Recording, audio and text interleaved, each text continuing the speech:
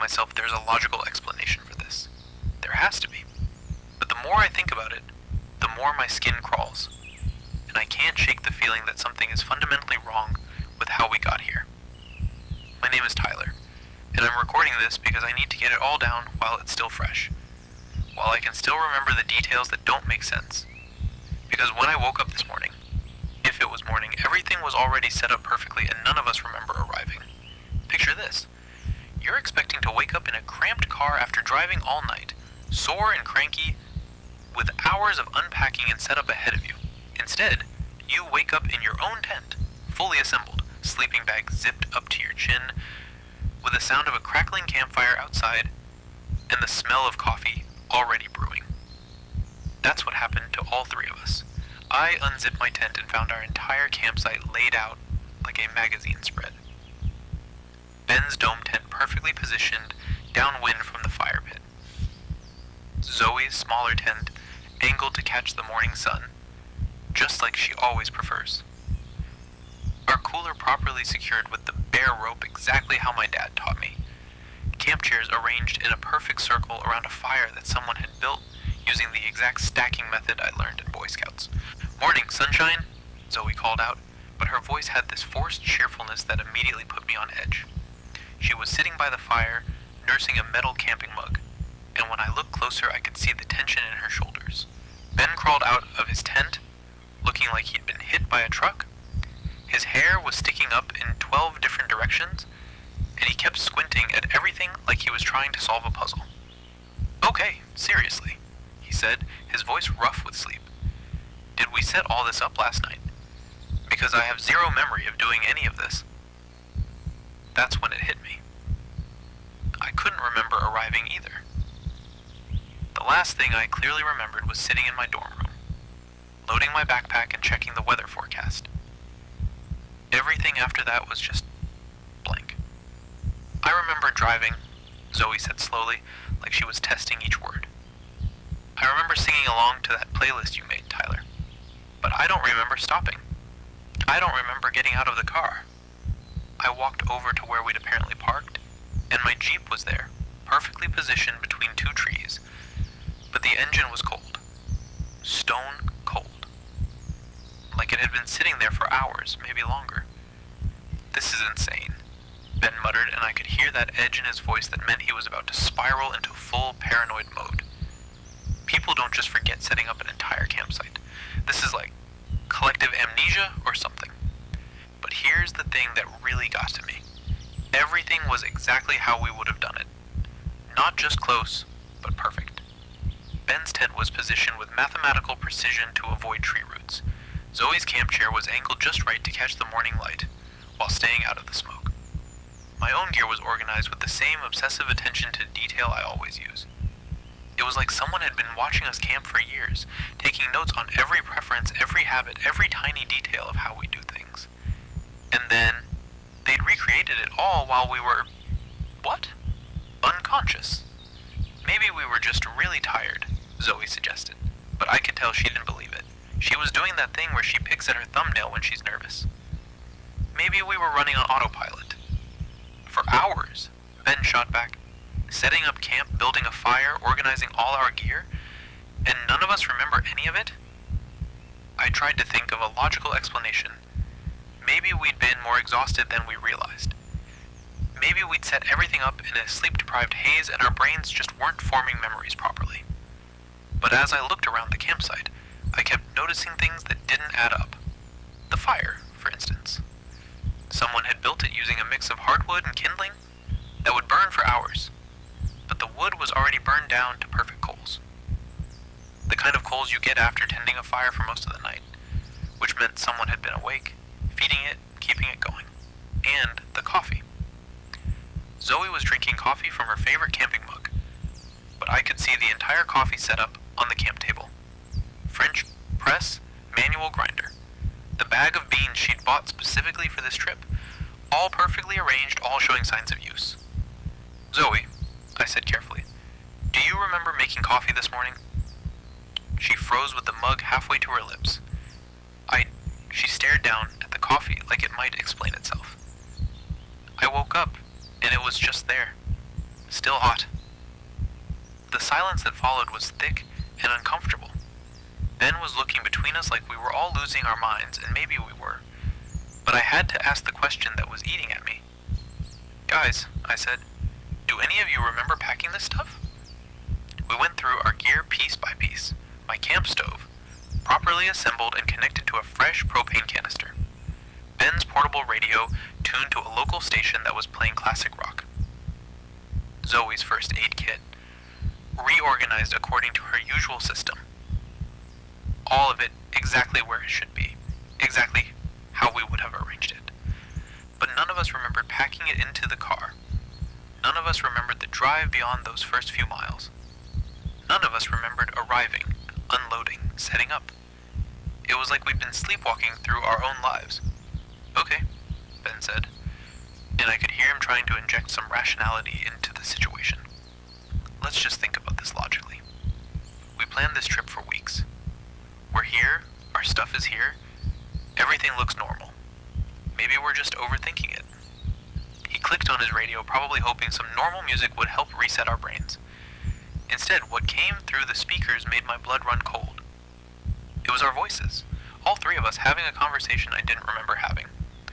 "Should have brought more marshmallows," Zoe's voice was saying through the static. "We brought 3 bags," Ben's voice replied. "How many s'mores are you planning to eat?" And then my own voice, clear as day. "Just wait until you see what I brought for breakfast tomorrow. You're going to lose your minds." Ben's hand was shaking as he reached for the radio dial. "What the hell is this?" "It's us," Zoe whispered. "That's us talking." I remembered the conversation now, sort of. It felt like deja vu, like something I'd dreamed. But I couldn't place when it had happened. Not last night, because we'd all been unconscious. Not this morning, because we'd been too freaked out to talk about marshmallows. Ben frantically turned the dial trying to find the source of the transmission, but every station was either static or silence. When he turned back to the original frequency, the voices were gone. "Equipment malfunction," he said firmly. "It has to be. Radio stations sometimes pick up old transmissions, or maybe it's interference from..." "Ben," Zoe's voice was quiet but urgent. "Look at your watch." He glanced down at his wrist, and I saw his face go pale. "It's broken," he said. "The date is wrong." "What's it say?" "Today's date. But that's impossible, because it was showing yesterday's date when I went to bed last night." I checked my phone. Dead battery, which was weird because I always charge it before trips, but when I connected it to my portable charger, the date that appeared on the screen was today's date, October 15th. "Mine too," Zoe said, staring at her phone. "But I could have sworn it was the 14th when we left." The logical part of my brain was screaming that there had to be an explanation. Daylight saving time, maybe, or some kind of glitch with the cell towers out here. But the rest of me was starting to accept that something was very, very wrong. That's when we heard it.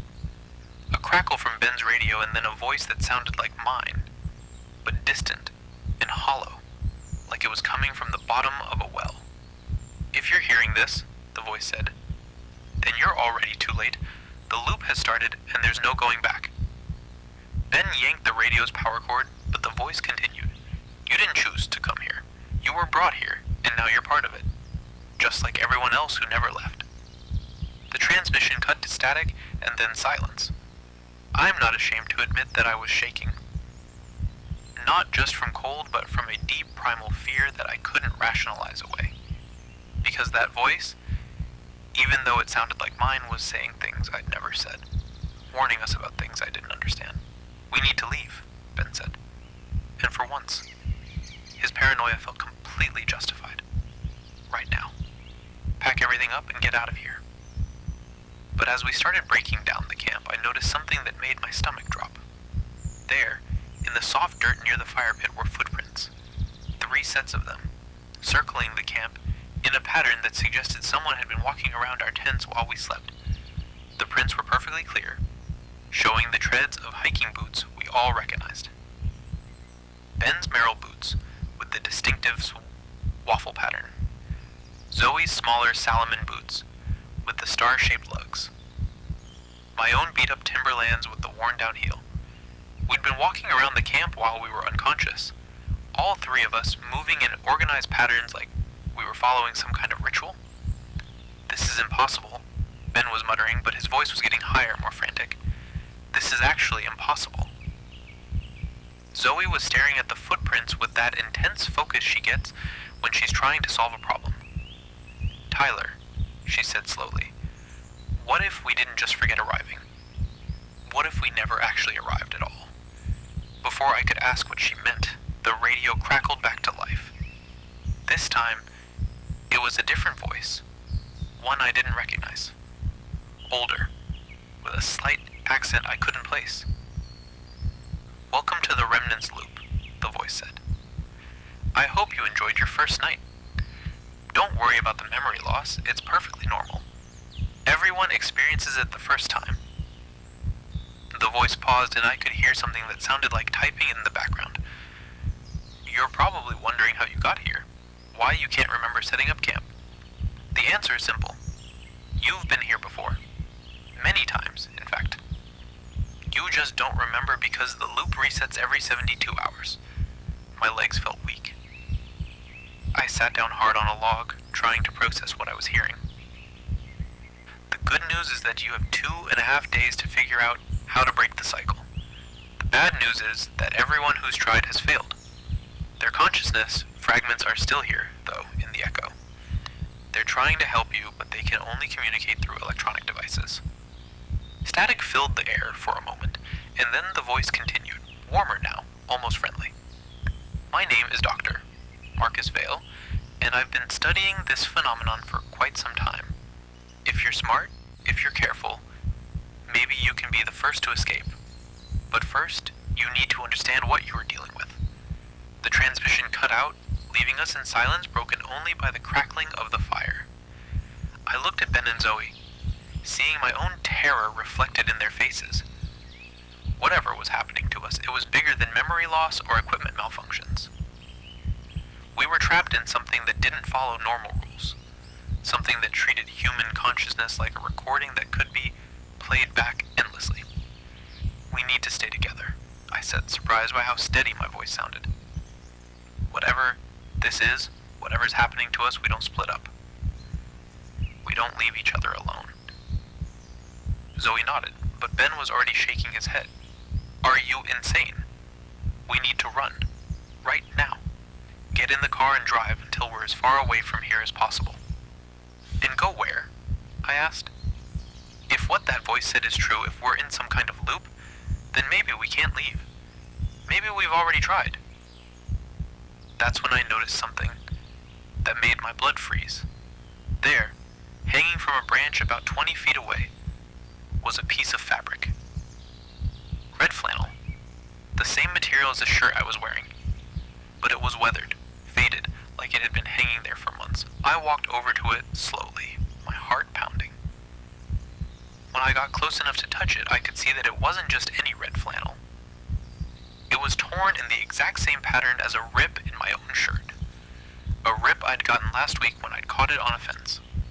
"Tyler," Zoe called out, and her voice was tight with fear. "You need to see this." She was standing by the car, holding something in her hands. As I got closer, I could see it was a journal. My journal, the one I'd brought to document our trip. But it was filled with entries in my own handwriting, entries I didn't remember writing. Day 1, we arrived at the site, but something's wrong. None of us remember the drive. Day 2, the radio is broadcasting our voices. Ben thinks it's a malfunction, but I'm starting to think it's something else. Day 3, we tried to leave. The car wouldn't start. Found evidence that we've been here before. The entries went on for pages, describing days I had no memory of, decisions I hadn't made, conversations I'd never had. But the handwriting was definitely mine, and the details were too specific to be fake. The last entry was different, written in shaky handwriting that looked like it had been scrawled in desperate haste. Day 17. Dr. Vale found us.